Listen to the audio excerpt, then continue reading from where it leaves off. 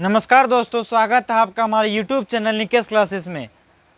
आज हम देखने वाले हैं परिमेय संख्या और अपरिमेय संख्या, और बहुत ही अच्छी तरीके से देखेंगे।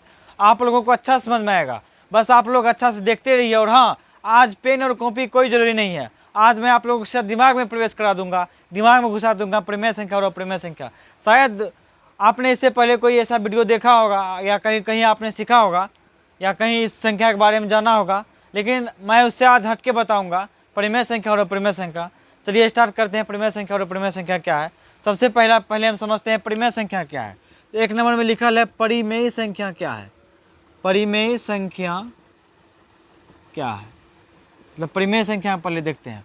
तो इसके बारे में दो लाइन पहले सुनिए। जिस संख्या को हम बट्टा के रूप में लिख सकते हैं, क्या करते हैं, जिस संख्या को हम बट्टा के रूप में लिख सकते हैं, भिन्न के रूप में, बट्टा या जैसे इसके रूप में हम लिख सकते हैं, जिस संख्या को ऐसे हम बना सकते हैं, उसको हम परिमेय संख्या कहते हैं। और जिस संख्या को हम ऐसे नहीं लिख सकते हैं, कभी भी नहीं लिख सकते, उसको हम परिमेय संख्या कभी नहीं बोलेंगे, ठीक है। तो जिस संख्या को हम P/Q यानी P/Q के रूप में लिख सकते हैं, उसे हम परिमेय संख्या कहते हैं। आप लिखते हैं कि वैसी संख्या, क्या लिखते हैं कि वैसी संख्या जिसे P/Q के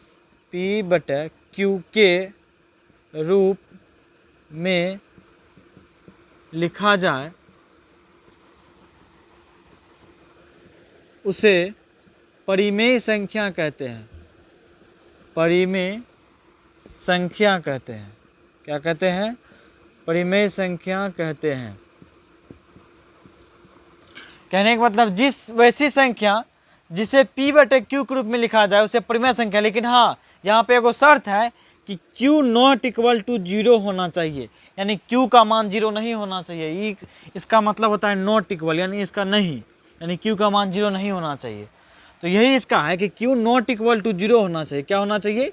Q नॉट इक्वल टू 0, मतलब ये Q का मान 0 नहीं होना चाहिए, तभी हम उसको परिमेय संख्या बोल सकते हैं। मान लीजिए यहाँ पर 2/0 लिख देती, परिमेय संख्या नहीं है। 4/0 लिख दी, परिमेय संख्या नहीं है। तो जिस संख्या को हम P/Q के रूप में लिखेंगे, उसको परिमेय संख्या बोलेंगे। और एगो शर्त है जिसको हम बोलते हैं, जहाँ लिख देते हैं जहाँ Q नॉट इक्वल टू 0 होना चाहिए। और इसका उदाहरण देखिए, जिसको हम एग्जाम्पल बोल सकते हैं। उदाहरण हो जाएगा 4/3, 5/6, 11/4, ऐसे √16, क्या कहते हैं, √4, √25, ऐसे मतलब लिख सकते हैं, ठीक है। तो देखिए, इसको बट्टे रूप में लिखा गया है, इसको भी बट्टे रूप में लिखा गया है, इसको बट्टे रूप में लिखा गया है। ये देखिए, ये तो बट्टे रूप में है नहीं, √16 है, तो आप वर्गमूल है, ठीक है। 16 रूट से बाहर आएगा तो इसका 4 हो जाएगा। आप मतलब आप इसे पढ़े होंगे, वर्गमूल तो जानते होंगे सब कि 16 का वर्गमूल 4 होता है। 4 है तो बट्टे में जानते हैं कुछ नहीं होता तो 1 दे देते थे, बट्टे रूप में लिखा गया, यानी परिमेय संख्या है। 4 निकल जाएगा 2, कुछ नहीं, नीचे हम तो 1 दे देते थे, बट्टे रूप में हो गया तो परिमेय संख्या हो गया। 25 का निकल गया 5, तो बट्टे ग्रुप में कुछ नहीं देख सकते हैं, यानी बट्टे ग्रुप में लिखा जा चुका है, यानी इसको परिमेय संख्या बोल सकते हैं। तो यही है कि वैसी संख्या जिसे हम P/Q यानी बट्टे ग्रुप में लिख सकते हैं, उसको हम परिमेय संख्या कहते हैं। और Q नॉट इक्वल टू 0 होना चाहिए, यानी Q का मान 0 नहीं होना चाहिए। मान लीजिए कि आप 2/0 लिख दिए, 3 नीचे में 0 आ गया, तो नहीं, तब यह परिमेय संख्या नहीं, तब नहीं बोल सकते हैं। मतलब Q का मान 0 नहीं होना चाहिए, बस उसे हम परिमेय संख्या बोलेंगे।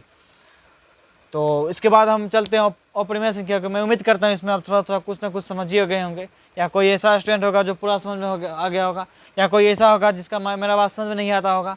तो मैं अपरिमेय संख्या की ओर चलता हूँ, मैं इसको फिलहाल के लिए मिटा देता हूँ, ठीक है।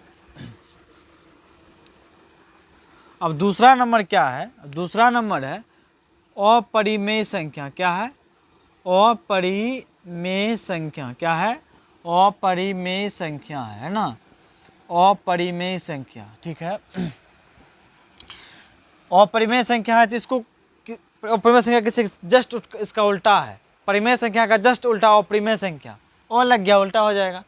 तो जिस संख्या को हम P/Q के रूप में नहीं लिख सकते हैं, उसको हम अपरिमेय संख्या कहते हैं। वैसी संख्या जिसे P/Q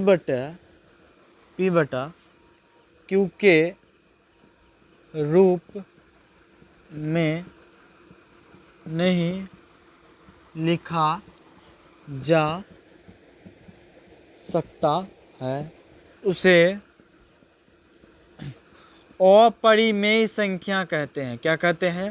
अपरिमेय संख्या कहते हैं, संख्या कहते हैं। ठीक है, यानी एक ऐसा संख्या है जिसको हम मतलब बटे के रूप में नहीं लिख सकते हैं। उदाहरण लिखते हैं इसका, उदाहरण है ना, उदाहरण हो जाएगा √3, √2, √5, √8 है ना। ये सब क्या है, इसको हम मतलब ये सब परिमेय संख्या बटे के रूप में नहीं लिख सकते हैं। क्यों? देखिए 3 तो बाहर नहीं आएगा रूट से, अंदर में रहेगा। 5 बाहर नहीं आएगा, 2 बाहर नहीं आएगा, 5 बाहर नहीं, 8 बाहर नहीं आएगा। तो बाहर नहीं आएगा तो उसको हम ऑटोमेटिक जिसके नीचे हम 1 नहीं लगा सकते हैं, क्योंकि जो संख्या रूट में नहीं रहता उसके बटे में 1 लगाते हैं, कुछ नहीं रहता है तो कुछ नहीं, तो नीचा में 1 पढ़े होंगे शुरू से ही। तो इसको हम अपरिमेय संख्या बोलते हैं, इसको बटे के रूप में हम नहीं लिख सकते हैं। इसीलिए कहा गया कि वो ऐसी संख्या जिसे p बटे यानी बटा p बटे q के रूप में नहीं लिखा जा सकता है, उसे अपरिमेय संख्या कहते हैं। लेकिन यहाँ पे एक और बात समझ लीजिए कि परिमेय और अपरिमेय संख्या का योग और अंतर अपरिमेय ही होता है। यानी परिमेय संख्या और अपरिमेय संख्या का योग और घटाव यानी जोड़ और घटा परिमेय ही अपरिमेय होता है। ठीक है, कैसे? मान लीजिए कि यहाँ पर हम 4 + √3 लिखे हैं, तो क्या 4 + √3 को कुछ कर सकते हैं? ये परिमेय है, ये अपरिमेय है, दोनों क्या आया? परिमेय ही आया, नहीं पूरा सॉरी अपरिमेय ही आया ना। क्या आया? पूरा अपरिमेय ही आया।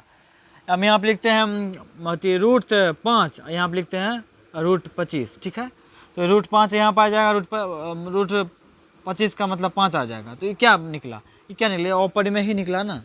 तो ये इसलिए कहा गया परिमेय और अपरिमेय का योग और अंतर, या चाहे आप घटा दे दीजिए चाहे आप जोड़ दे दीजिए, योग और अंतर क्या हो जाएगा? अपरिमेय ही हो जाएगा।